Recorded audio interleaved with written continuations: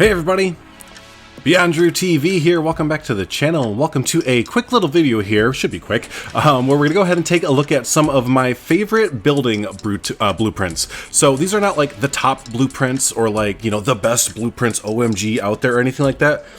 These are just personally my favorite blueprints that I go back that were obviously made by other creators, that I find myself going back to when I am doing any sort of building in Planet Zoo here, whether it be a habitat or just like a plaza like this, or you name it, any kind of little building. I'll find myself kind of going back to these blueprints quite often there. So yeah, so there's a just kind of a handful there, and I wanted to kind of look them over and everything. So yeah, go ahead and sit back, relax, and we'll go ahead and take a look at some awesome blueprints. Maybe you don't know about all of these, and you can get some new workshop items and everything in your arsenal there. So yeah, sit back, relax. Let's take a look at some blueprints there. Okay, so first up, we're actually going to go ahead and take a look at just a few that I've actually done that I kind of reuse a lot there. So yeah, starting from right to left, and again, just before I get started in all of these, there's going to be like a bunch of links down below, or maybe one link to like a folder full of these links there. But yeah, look down in the description below for any and all links to all of the blueprints and everything here that you're going to see today. So, but yeah, just wanted to get a few that I've done out of the way first before we move on to everyone else there. But yeah, starting from right to left, we have a little aviary here, and this is kind of a common theme. I love to get different aviaries and like build my own aviary. So you're gonna see a lot of aviaries today. So if you're not, if you don't have that many in your zoo, you can definitely again look down in the description and download some of these there. So yeah, here's a little aviary that is in Thornton Hills Zoo, actually where we're at right now. So yeah, there is that there. You take your, just for reference, in a lot of these aviaries, you have to kind of do this. You take your barrier here and kind of put it up and kind of cover it like this. So that's kind of how you get your fencing. Obviously you do it a lot better than that, but that's kind of how you get your fencing in there and stuff. So yeah, there is the aviary there, and then to the left of it, just built this not too long ago. This is just a little backstage like landscaper's warehouse, like little storage area or something like that. So pretty simple build, but really useful for kind of backstage and again like landscaper gardening kind of areas.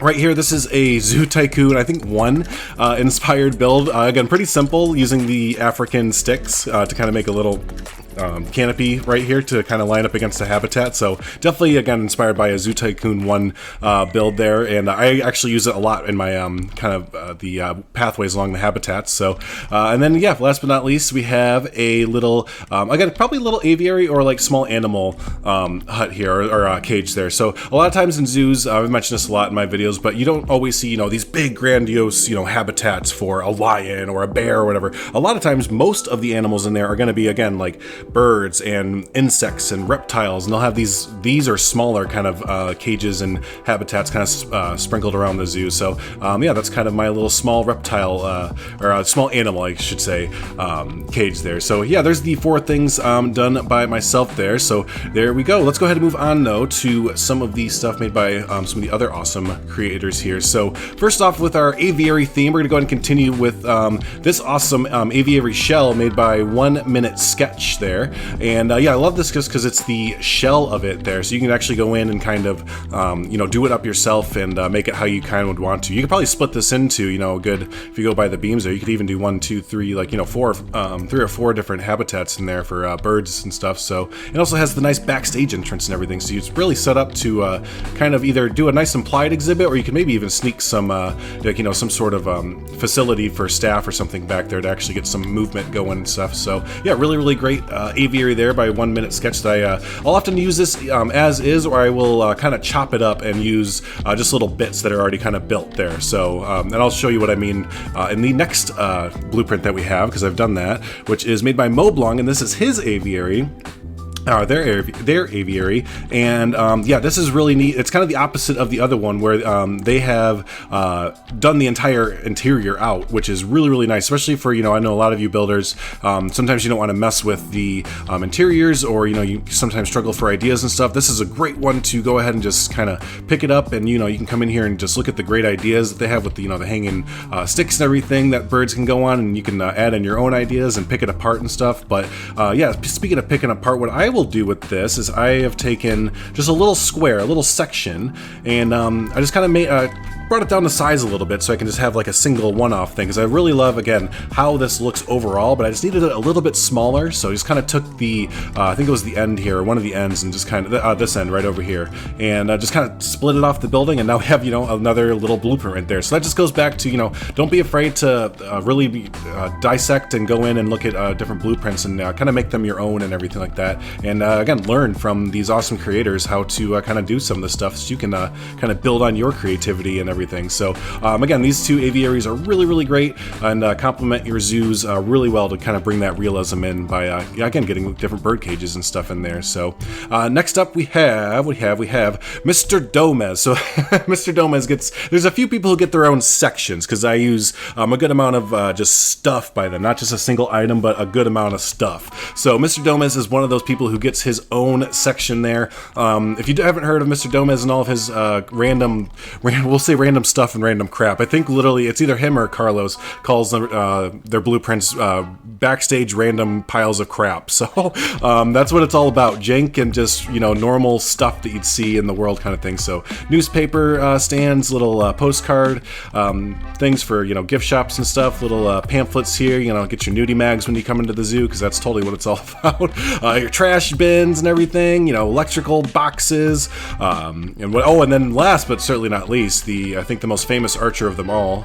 the Angry Planet Zoo archer there for scale. So yeah, these are all again linked down below in the description, so be sure to check out all of these by Mr. Domez. Again, he has his entire workshop, his entire page, he really focuses again on like that realistic kind of grungy, janky kind of stuff that like it might not be like the most glamorous thing to build, but you know, we need trash bins because duh, there's trash.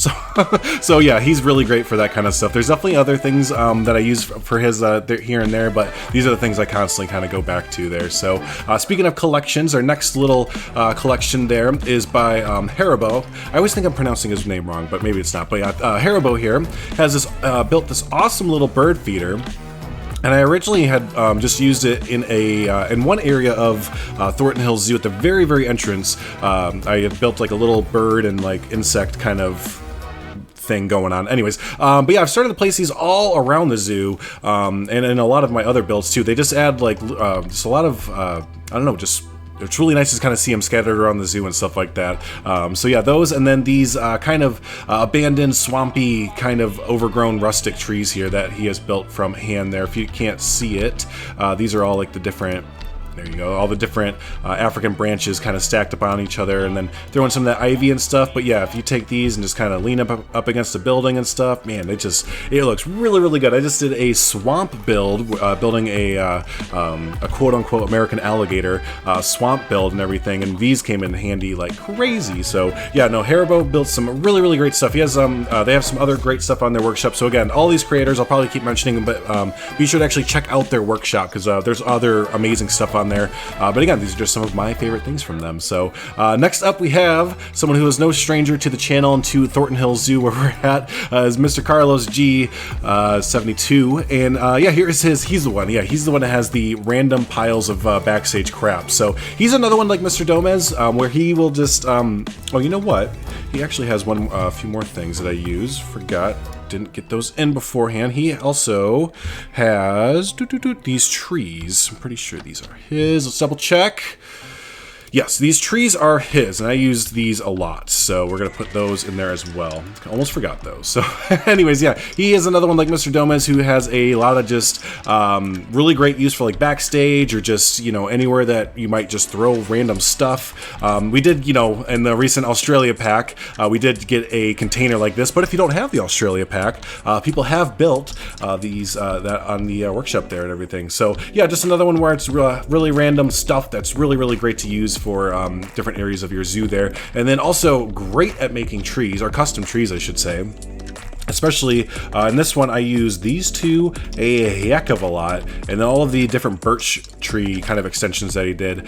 These are great. These basically the way he said he's kind of built these. It's easier to make like canopies, like natural canopies, using custom trees. So yeah, definitely these fit in really well with the already you know, the in-game trees that we already have. So if you're not using custom trees now, I will say they do, like, each one is a lot of pieces, and foliage is kind of a bummer when it comes to performance, it seems. So, this is 3 pieces each. This one's 170 foliage pieces each, 13. So, do keep in mind if your system is a little bit on the lower end that each one of those trees is going to be an excessive amount, or not excessive, well, yeah, it is an excessive amount of foliage added on top of it. So, just keep that in mind when you do kind of put more custom trees and stuff like that in your zoos. Watch that piece count, everyone. Watch that piece count. So yeah, again, Carlos is amazing. If you haven't already, check out all the awesome episodes that he's been featured in Thornton Hills Zoo to see his building prowess there, because he is a heavy hitter in the Planet Zoo community there. So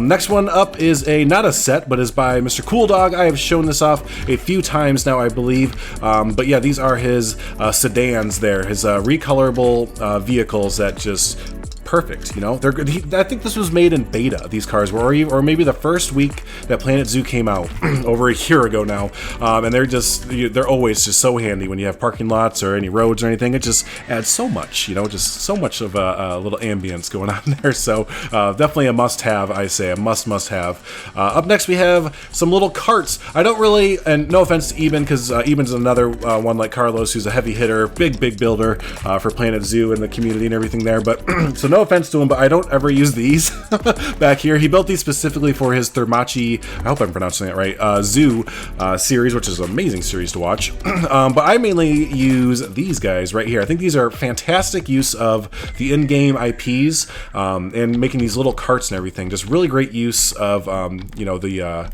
different I think these are the watermelon and Indian bottles from the India set and stuff like that. So, but yeah, no, really great use, and they're great to just kind of scatter around your zoos. If you're noticing your pathways are empty and you're like, I have, benches, I have bins, what's missing? And it's probably carts, a lot of like these little carts, that little gift stand carts, little food carts and stuff like that. You see those all over like theme parks and zoos and stuff like that. So that's totally what is probably missing from your pathways, and this is where you can go ahead and get it there. So next up, way over, yes, here we go. So next up we have from Sherlockian Gamer. We have these great little, let's turn this so it's actually in the sun. That'd be great, wouldn't it? So we could actually see it a little bit. There we go. We have these great education boards, and I've had these for such a long time, and I just kind of place them randomly in my interiors. They just add so much there, and I can't remember if these are TVs. Yeah, and these are actually, TVs, so you can go ahead and, or education boards. So you can just go ahead and hook these up, and it especially if you're building a habitat with an interior and stuff. They're great. They're great. Little lines of text and everything like that. Yeah, no, this is a great little thing to have, and kind of, again, to use on like almost every interior that I've ever done. I think I've slapped these in there. So yeah, those are fantastic. So a good one from Sherlockian Gamer there. Next up we have, is this the last one? Did I already fly through that? I said it was going to be a quick video, so yeah, I suppose I did. Next up we have is the from Ricey there. So Ricey, if you didn't know something was from Ricey, she lets you know, which is a great thing to do as a builder, by the way, who's uploading to the workshop. Throw your name on stuff. It's totally great to do, so we know who did stuff. But yeah, Ricey is the master of fonts there. So yeah, all of Ricey's fonts are just fantastic. I mean, I have a quick in the zoo here. Wyatt just used this for used some of their fonts there for the Concendier restaurant. So you can see these. I think it's called the Berlin font here with the little sticks and everything. So you can just see how fantastic that looks. Usually all recolorable, unless the piece. There's only a few sets that they made that are not recolorable, but that's understandable because the pieces that they use for such small text and custom fonts, yeah, they're not recolorable. But yeah, most of them are, and they are so nice to do. If you have not used custom fonts yet and you think they're a little bit daunting, which I can understand, it's really not that bad. You get like a little bit of practice with custom fonts and you'll start throwing up really sick and really cool looking yeah, just signs and stuff like that, and you'll be blown away by the difference in sign quality between the in-game fonts and the in-game text and everything, and the awesome custom fonts. Now there are other people that make some custom fonts, but I find myself almost always going back to Ricey's fonts there, so they are a must-have in my opinion. And also, because I like to do a lot of building in kind of a northern woods, a Midwest northern woods kind of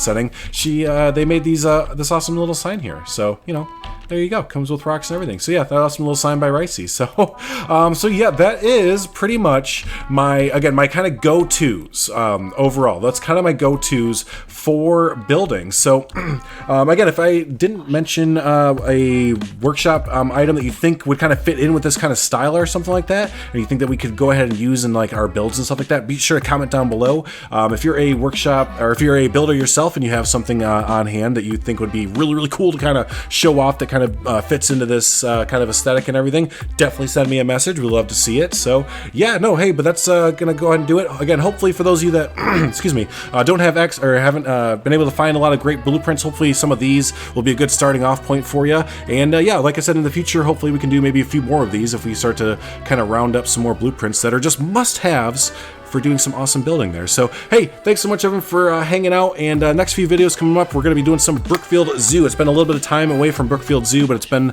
some good time away because we got some really good building done. We have a guest builder coming in for Brookfield Zoo, and yeah, really excited to show off all the stuff that's coming up with that. So hey, if this is your first time hanging out with us, don't forget to hit that subscribe button, stay up to date with all the fun different zoo builds and everything we have going on, and also hit that like button. Helps out the channel, helps out the video and everything. So hey, thanks so much everyone. Until the next episode, y'all have a good one. Thanks so much.